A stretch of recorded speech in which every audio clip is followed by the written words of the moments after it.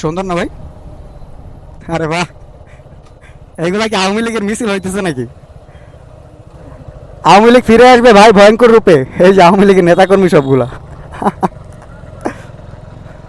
ভাইগুলা কি লীগের নাকি লীগের? হয় না?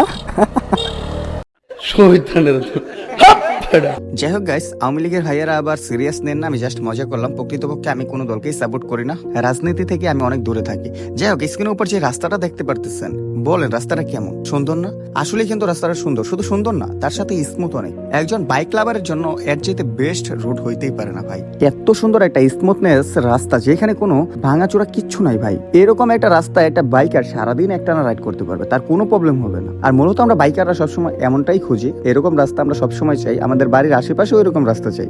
আর যে সকল বাইকাররা রাফ বাইক চালায় তাদের জন্য তো এই রাস্তার চাইতে সেরা রাস্তা হইতেই পারে না। এরকম স্মুথ রাস্তা পাইলে তারা একদম উড়বে, আকাশে উড়বে, বাইক মাটিতে থাকবে না, একদম উড়ে উড়ে চলে যাবে। আর সত্যি বলতে ভাই, এরকম রাস্তা যদি আমরা সবসময় পাই, সব জায়গাতে এরকম রাস্তা থাকে এমন স্মুথ ভাবে, ভাঙাচোরা নাই কোনো, একদম প্লেন, তাহলে ভাই আমরা বাইকাররা পাইলট হয়ে যাবো। হ্যাঁ, আমরাও পাইলট হয়ে যাবো, আমি নিজেও পাইলট হয়ে যাবো ভাই। আমরা বাইকাররা জোর দাবি জানাচ্ছি, প্রতিটা জেলায় প্রতিটা গ্রামগঞ্জে এরকম স্মুথ ভাবে রাস্তা তৈরি করে দেওয়া হোক আমাদের স্বার্থে।